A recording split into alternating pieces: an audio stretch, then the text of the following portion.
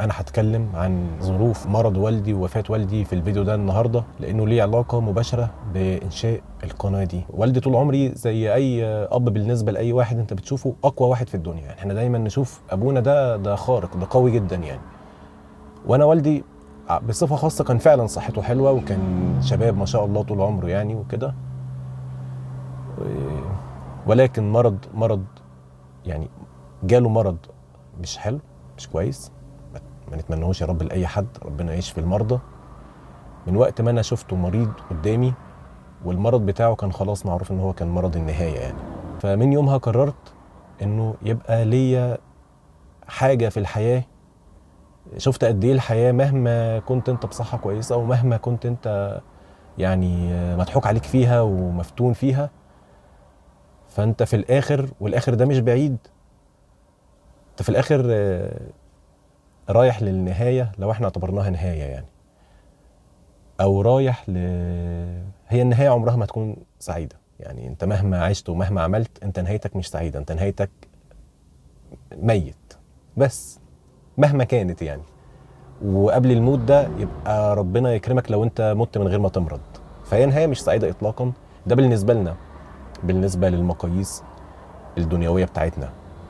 ولكن بالنسبه للي احنا ما نعرفوش، ممكن يكون اللي مات ده راح وشاف ابوه وامه واخواته وعاملين له بقى، تخيل عاملين له فرح بقى وبيستقبلوه وبتاع، وهو شايفنا واحنا بنبكي عليه، فبيقول ايه العبط دول؟ طب تعالى لي بس انت الاخره كده وانت هتشوف ان اللي انتوا فيه ده عبط. ممكن يكون هو ده اللي حاصل يعني. لكن بالنسبه لنا بالمقاييس الدنيويه احنا رايحين لنهايه اللي احنا شايفينه يعني، ان نهايتك مهما كانت هي نهايه مش سعيده، على الاقل على حبايبك يعني. مهما كان انا لا ازكيه على الله ولا ادعي، ولكن والدي الحمد لله الكل يشهد له ان هو كان راجل ذو دين، كان راجل قراني لا يفارق صلاه الجماعه، لا شتاء صيف دايما ينزل يصلي الفجر. فالحمد لله لا ازكيه على الله.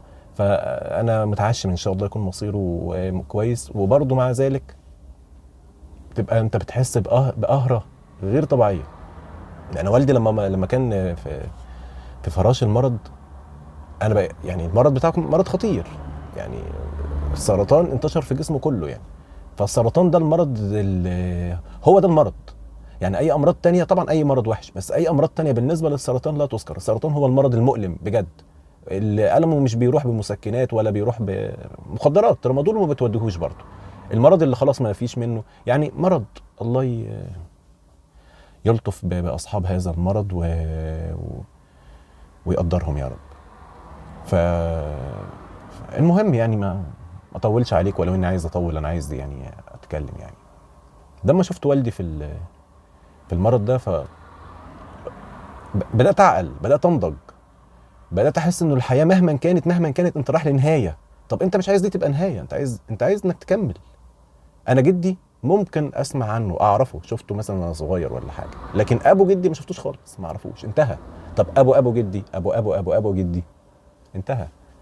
طب احنا ربنا مدينا فرصه كويسه ان احنا ما ننتهيش، ان انت تعمل حاجه في حياتك. اعمل حاجه يكون لك اثر، تكون بتعمل يعني حاجه تعيش. انت هتموت، لكن اعمل حاجه تعيش. فوالله هي فكره القناه عندي من زمان، بس والله اللي زود فكره القناه واللي خلاني اكمل فيها رغم الاقبال الضعيف اللي ممكن يستمر ضعيف، لانه هو محتوى ما بيشدش الا ناس بدماغ معينه، وهي الدماغ المميزه، وانا اعترف بكده يعني. بس الدماغ المميزه دي مش موجوده في ناس كتير، فانت بتخاطب فئه قليله، فانت الاقبال هتلاقيه قليل، وبالتالي انت بتصاب بالاحباط. الكلام ده يعرفه كل صانع محتوى، بيشوف اقبال ضعيف بيحبط، فما بيبقى مش عايز يكمل. لكن انت لما تكون حاطط في بالك انه لا انا مش بعمله للعدد، انا بعمله ان ده حاجه تعيش بعدي لناس تفيد ناس معينه. الكلام ده هيتقال لكل واحد بيحاول يصنع محتوى، انه ايه؟ اعمل يا عم هيافات، ده الناس بتحب الهيافات. انت عايز تعمل محتوى مفيد، محدش هيعبرك. الكلام ده بيتقال من ناس عاقله يعني. انا ليا اصدقاء مهندسين، ناس محترمه جدا، وانا بحترم دماغ المهندسين يعني. وليه بيقول لي محتوى هندسي يا راجل؟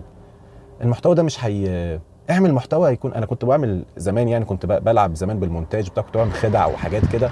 فكان يتقال لي طب ما تكمل في الحاجات دي او كمل في انا راجل زي ما قلت لك قبل كده ان انا مخرج سينما يعني ومخرج نقابي من نقابه السينمائيين يعني. فيتقال لي يا عم ما تكمل في الفن، ده الفن ليه جمهور، ده الحاجات الهايفه اللي بتنفع مع الناس. طب انا اروح لربنا بمليون واحد، مش عايز اقول كلمه مش لطيفه يعني، مليون واحد دماغهم تعبانه يعني، ولا اروح ب1000 واحد بس من الدماغ المميزه وكمان استفادوا بجد، ولما استفادوا الاستفاده بتاعتهم دي عادت على ناس تانية. ده واحد ممكن يتعلم حاجه فيشتغل بيها فيكسب بيها لقمه عيش، بيتحول لاكل على سفرته، بيتحول لمدرسه ابنه بيدخلها حاجات. فانت لما تروح ب1000 من دول ولا لما تروح بملايين من التانيين، الحاجات دي بقولها لك عشان تحطها في بالك، انه ما تسالش اقبال قد ايه وجمهوري قد ايه والكلام ده يعلم ربنا ان هو مش مزايده. بس فعلا يعني ما انا قلت لك قبل كده انا يعني كان عرفتك بيه قبل كده، قلت لك انا اشتغلت في الفن وموديل اعلانات وفي المسرح وسينما وبتاع، كان ممكن الواحد يكمل. بس هي فعلا الحاجات دي مش. وبعدين يعني مع احترامي الشديد للفن، لو كان ذو رساله وانا اؤيد كده، واتمنى ان ولادي يطلع منهم حد كده، على فكره اتمنى ان ولادي يطلع حد منهم مخرج سينما يعمل حاجات لها رساله يعني. ولكن اقصد انه الحاجه اللي لازم يبقى ليها، لازم اربي جيل، لازم اعلم جيل، لازم اعمل حاجه يعني. فدي دعوه لكل واحد، ارجوك اصنع حاجه، ارجوك يعني اعمل قناه قدم طبخ، قدم فعلا زي صيانه، قدم لو انت مدرس اشرح رياضيات واشرح علوم واشرح تاريخ واشرح جغرافيا يعني. لو انت كل واحد فينا مميز، انت مميز ممكن تكون انت مش واخد بالك، بس انت مميز، انت فيك حاجه هتعرف تديها للناس، ما تديها لنا يا عم، حتى لو جمهورك قليل اديها لنا. هي السر بس ان انت تستمر، تفضل تنزل كده كل اسبوع كده حاجه في حاجه هتبدا تلاقي ناس بتستفيد منك. فحتى لو كان العدد ده قليل، بس والله تلاقي في ناس بتستفيد منك، وبالتالي انت هتعيش. انت لما هتموت ولادك هيفتحوا الفيديوهات دي ويتفرجوا، الله ده كان بيعمل حاجه اهو. شوف بقى الحاجه دي لما تكون هي حاجه ذات قيمه وتشرفك، ان انت عندك حاجه انت ماهر فيها بتشرفك، ولا حاجه هايفه تتنطط بقى وبترقص والكلام ده، دي ولا دي. فانت لو بتعمل حاجه ذات قيمه فهتعيش بعدك، ولادك هتعيش معاهم، احفادك هتعيش معاهم، احفادك بلا بلا بلا بلا مئات السنين هتلاقي نفسك عايش. وبعد كده قدام ربنا ليك جمهور تبعك اثناء حياتك وبعد مماتك. ولو انت بتقدم حاجه ذات قيمه كبيره وكويسه وتعيش لسنين وسنين، فانت هيبقى ليك جمهور كمان بعد مماتك. فانت الحاجه دي ما تستهترش بيها، ان يكون لك اثر عند الناس، دي حاجه جامده جدا. فانا لما شفت والدي على فراش المرض، والحمد لله ان هو كان انسان كويس، ولكن حسيت قد ايه انه الحياه هي دي اخرها. ابوك اللي انت كنت شايفه اقوى واحد في الدنيا، وكان بيشيل وكان بيرفع وكان بيعمل، انت شايف ابوك اقوى واحد، في الاخر هو ده انت. وانت ممكن تبقى، مش ممكن، انت غالبا يعني يا هتبقى زيه، يا اما ربنا هيرحمك شويه ان انت مش هتعدي بمراحل المرض وتموت على طول. بس هي كده. فيبقى افضل حاجه انك تحاول تعيش للي بعد كده. خلاص احنا في الدنيا دلوقتي لقينا ان الهيافه هي اللي بتكسب، اللي مش عارف ايه هو اللي بيعدي، وفقدنا الامل ان احنا نبقى اصحاب ثروات، فقدنا الامل ان احنا نعيش عيشه يعني احنا بقينا عايشين بس ان احنا نكمل يومنا. فاحنا خلاص يعني مش عايز اقول فقدنا الامل في الحياه معاذ الله يعني، لا، لكن احنا خلاص احنا عرفنا تقريبا كده بقت شكل حياتنا عامله ازاي، وبقى في احباط كتير. طب لا، اديها بقى امل بقى، واعمل على بعد كده انك لما تروح بقى يا راجل، ده انت لو ربنا اكرمك في الجنه وبتاع، انت عايز تتكلم بقى على الهيستوري بتاعك، بتاع انا عملت ايه في الدنيا يعني، انا قدمت ايه، فتقعد تفتخر كده، انا كنت بقدم ده وبتاع، تبقى كده يعني. تمام. فهي دي علاقه والدي بانشاء القناه دي، ودي دعوه انا درس استفدت منه، فده اللي انا بقول لك عليه. انت كمان حاول تعمل كده ارجوك. انا نفسي الناس كلها تعمل محتوى هندسي ونفيد بعض، مثلا ناس تانية تعمل محتوى طبي ونفيد بعض.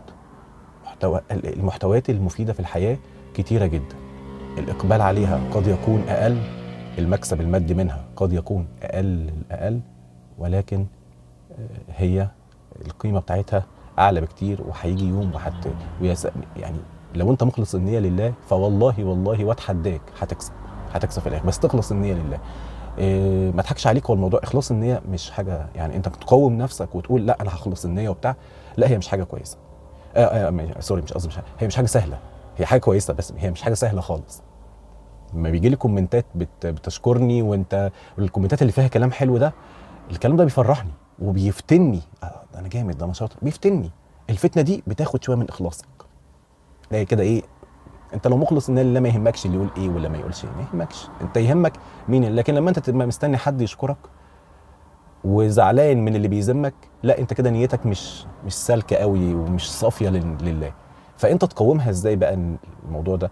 انك وانت بتقدم المحتوى المعين في تريكات، في حاجات ما يعرفهاش حد، او في حاجه، فانت ما يبقاش هو شغلك الشاغل المونتاج الكويس او الانترفيس الكويس للفيديو، او احيانا تحصل لنا احنا بنعمل الفيديو ان ايه، اني قلت لفظ غلط او كلمه بشكل غلط، بس هي في جمله فيها معلومه. الشيطان يقول لي ايه، طب شيل اصلا الكلمه دي وخلاص. ايوه بس هي هتدي معلومه.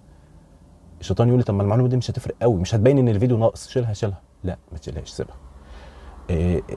انوي كده مع ربنا ان ايه، انا هقول على حاجات هتتعبني شويه ان انا اقعد اتكلم فيها كتفاصيل، بس انا هقولها عشان تبقى كامله للناس. الحاجات دي لما انت بتعملها انت بتقاوم نفسك وبتبين ان ده فعلا ده اخلاص النيه لله. فانا بقول لك هو ده حل، ان الفتنه لان الفتنه بتحصل لاي حد. حصلت للشيخ الشعراوي رحمه الله عليه، لما كان بعد احد الخطب الناس شالت العربيه بيه من حبهم فيه، ففتنته نفسه، فنزل عمل ايه، راح غسل حمامات، والقصه دي كلنا عارفينها يعني، وقال انا غسلت حمامات علشان نفسي عجبتني فحبيت ان انا اؤدبها. فانت كمان ادب نفسك بان انت تتعب نفسك شويه في التفاصيل اللي مش هتفرق مع الناس كتير، بس انت شايف انها لا اقولها برضو عشان هتفرق وهتزيد مع حد.